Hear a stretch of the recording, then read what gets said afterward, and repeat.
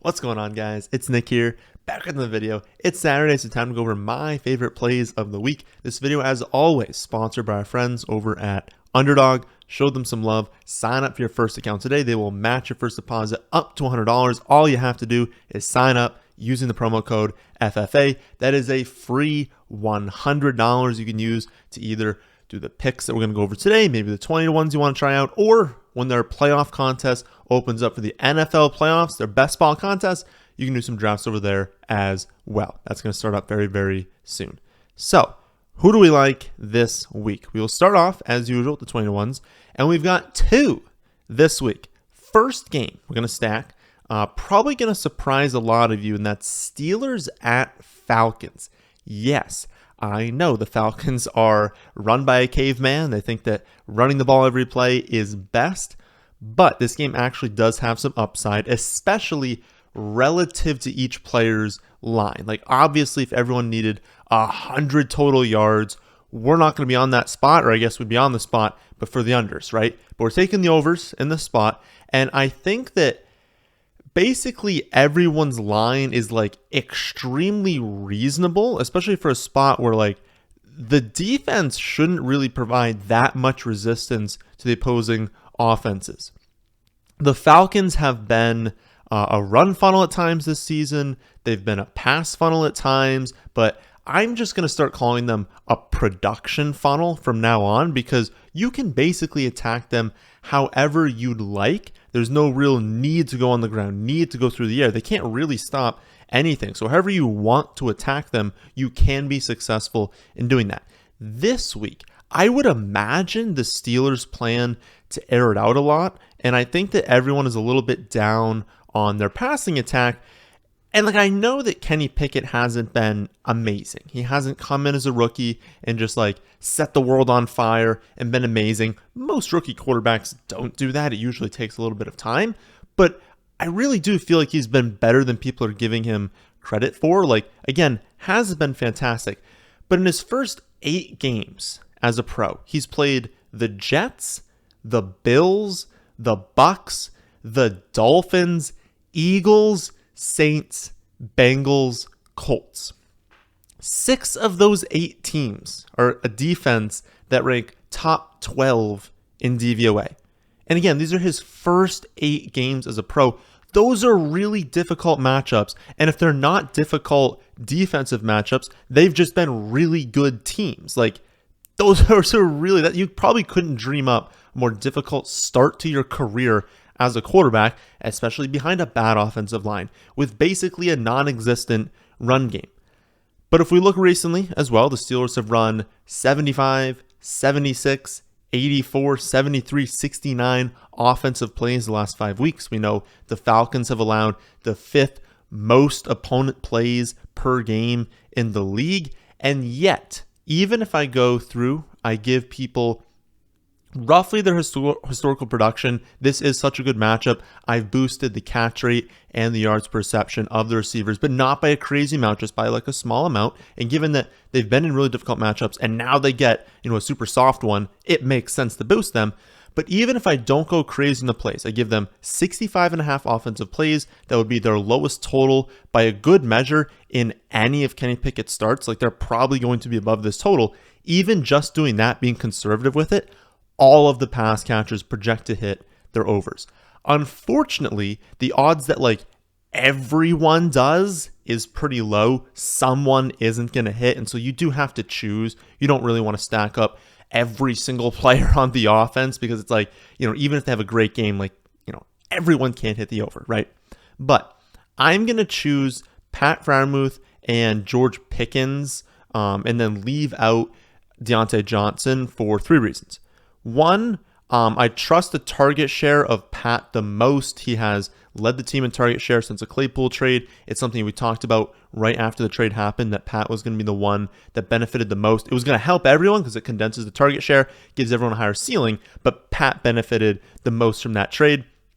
2, Pickens has the deepest ADOT, so even if we're wrong, I don't think we are, but if we're wrong in the volume, well, Pickens can still hit his over because it really only takes him like 2 receptions. He probably would need more than that to hit his. I'll tell you what the line is in a second. Well, It's 47.5, but I'll tell you all the lines in a second. But he probably needs like 3 receptions to hit that. Again, I think he's going to blow past this, but if we're wrong on the volume, he can still get there because he can hit deep. Deontay can't. Deontay needs the volume to be there. And then 3, well, they have lower lines than Deontay anyways, so when in doubt, take the ones who have a lower line.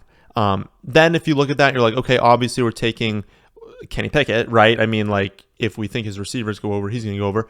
One thing is you can take his receiving or his passing yardage prop if you want to, and it makes sense, correlate the passing yards with the receiving yards. But I actually prefer his pass attempts over 29.5. He has hit that over in 4 of the last 5. And his yardage prop is still pretty high. It's 257.5 as of recording this.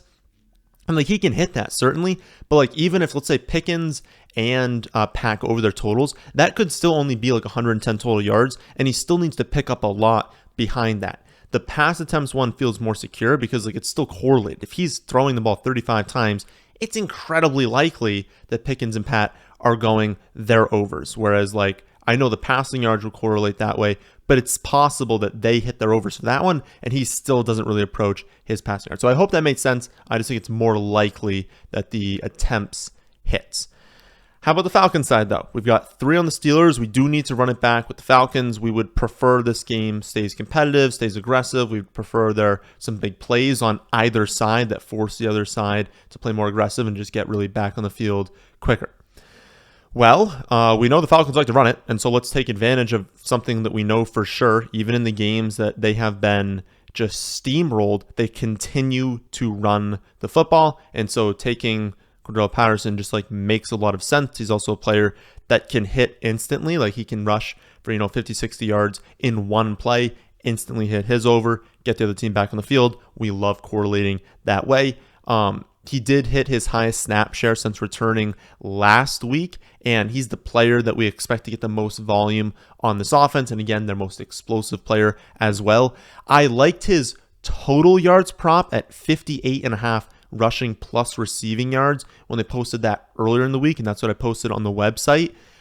They've since removed that and replaced it with 50.5 just rushing yards, which I still think is fine if you're watching this and that's the only one up. I think, again, you can certainly take that. I just like the other one because it only takes 9 receiving yards, and then anything after that is a bonus where he doesn't have to get rushing. He had his highest target share, I believe, of the season, but at least since returning last week, getting a little bit more involved again through the air, and so I thought that was just a better line. But again, if it's only the rushing one, I'm fine with that one as well because they're going to run the ball a ton. He's still going to be very involved.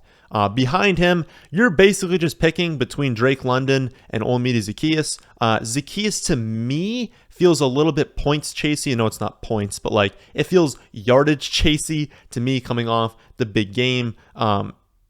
It's fine, and his prop is like 29.5. Like it doesn't take much to get there for him, but I just think Drake London is the better player.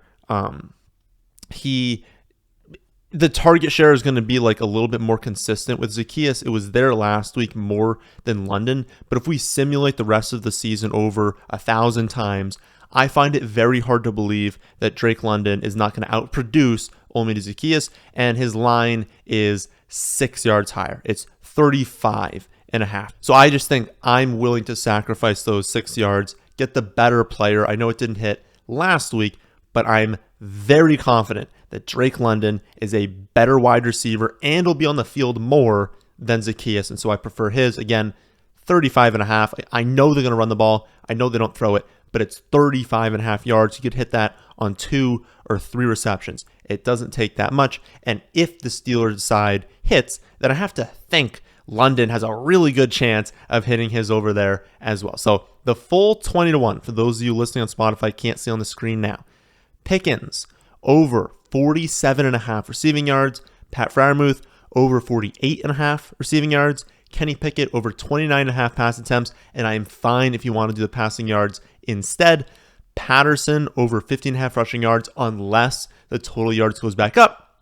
And then Drake London, over 35.5 receiving yards. And if you want to switch it to the Zaccheaus, I get it. It's fine. I prefer Drake London. So that's one of them. What is the other one?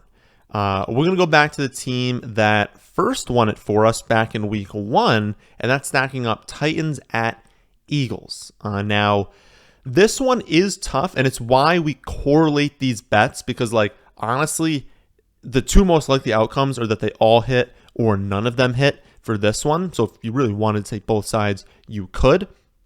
But I prefer betting on production. It's just more fun to watch, obviously. And so what we need as far as this game script is to observe, basically, that the Titans are a massive pass funnel.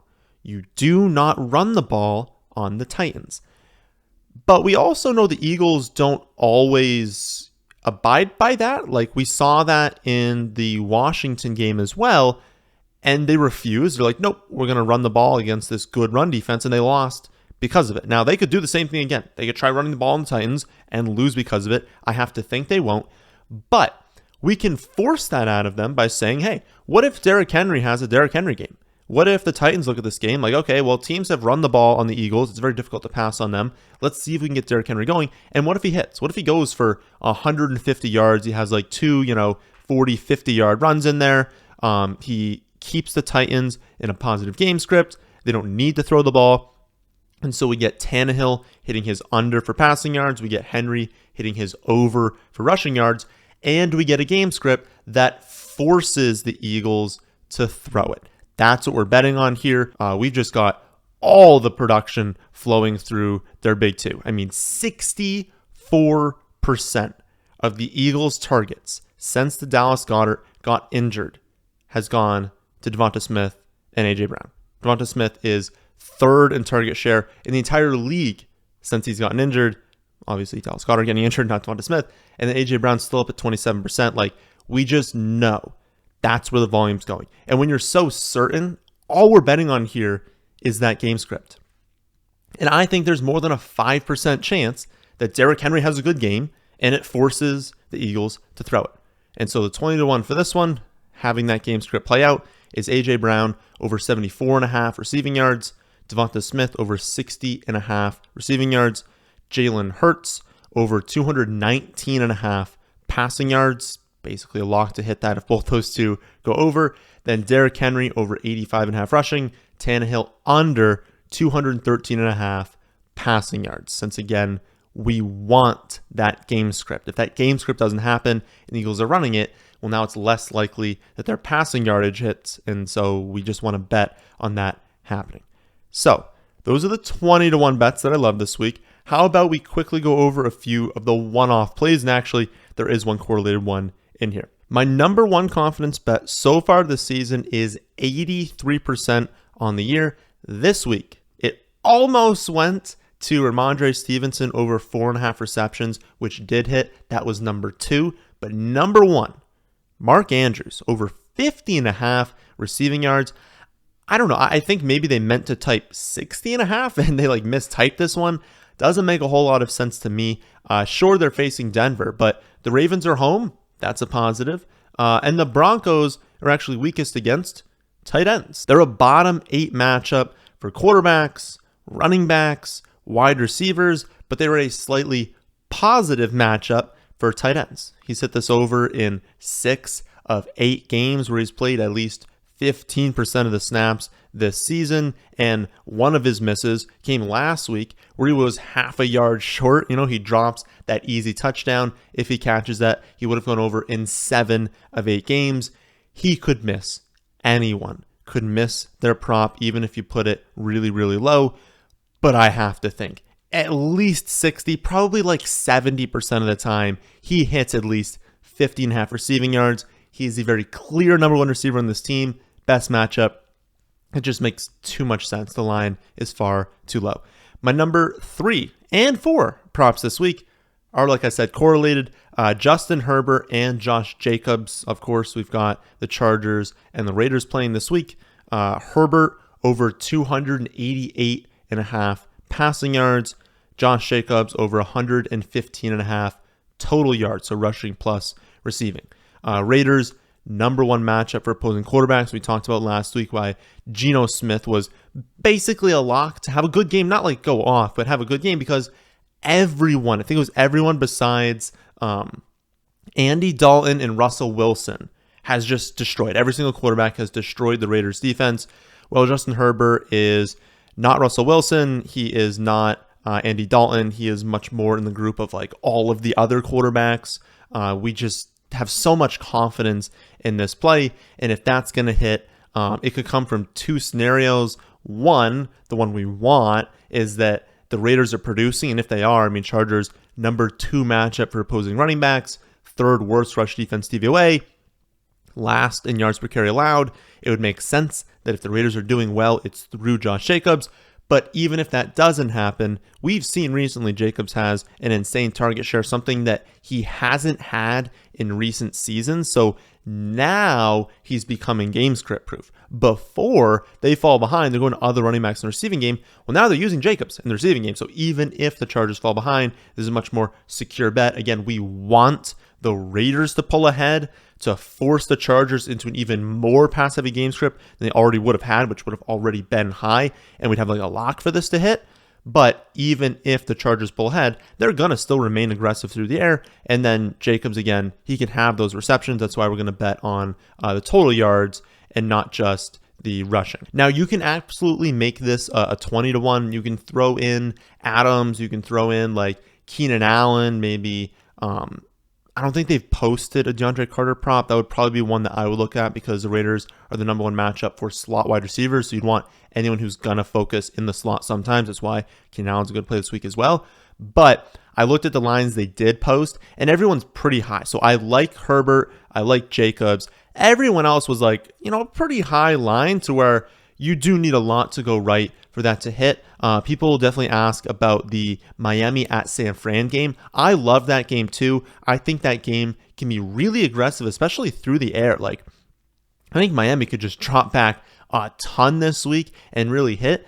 But if you look at their lines too, Tua, Waddle, Hill, really, really high. When I looked, Waddle was at like 70. Tyreek Hill was in like the mid 90s. I think Tua was up at like a crazy high number, like 280 for passing. Like, they were really, really high. And so a lot still had to go right. You could still have that game shooting out and then have people not hit. So if they drop them a little bit, maybe we get Waddle closer to 60, Tyreek Hill closer to like the upper 80s. Maybe Tua drops to like 265, something like that. Then we'd love that stack. But I think they were kind of game planning there. I mean, like, okay, people are going to stack up this game. Let's boost up the props. That's why I didn't talk about that one. But I still like that one if we're going to see the lines drop. Final one we go over today is Garrett Wilson, over 58.5 receiving yards. I talked about this one a good amount in the Thursday Now video for start sits. I said it might come as a surprise as some people because, like, the Vikings, you don't think in your mind have a terrible defense and you're like, okay, it's the Jets, right?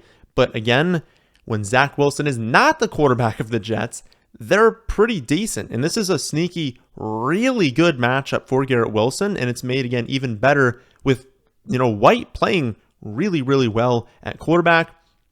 As for Scott Barrett, Garrett Wilson ranks 3rd behind Hopkins and Devonta Adams, ahead of Justin Jefferson, Tyreek Hill, and Stephon Diggs in first read targets per game, as long as his quarterback is not Zach Wilson. So with anyone else a quarterback, he is getting so many first read targets.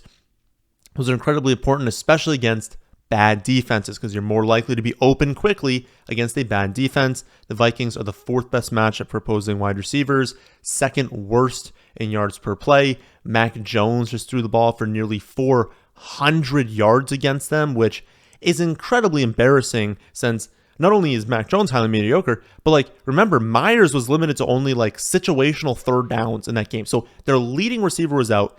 All their other receivers are complete garbage, and he throws for nearly 400 yards, and Mac Jones himself is not a good quarterback. So the Vikings defense is like not that impressive. We just see Mike White throw for over 300 yards, 3 touchdowns, and basically 3 quarters. And while the Bears have like the worst defense in the NFL, so they're still worse than the Vikings, it's not by as much as a lot of people will think. So Garrett Wilson, going to be a star in the league. Could still hit his under here. We could see something else happen, but the line is too low at 58.5. And I don't think it's going to rise because I don't think people are going to pull the trigger on this one. People are going to see 58.5 and be like, ooh, I don't know. I haven't seen it enough from Garrett Wilson. He's good enough to hit this. I would say at least 60% of the time, which if you have a 60% bet, you pretty much always want to take that at 50-50 odds. So these are my favorite bets this week. Remember, sign up for your first account on Underdog today. They will match your first deposit up to $100 as long as you use promo code FFA. That is free money, and hopefully we can continue to grow that balance every single week. So good luck to everyone this weekend. That, my friends, is in this one. Hope you all enjoy. If you did, how about hitting the like button? How about subscribing to the channel if you're new here? Thanks for watching.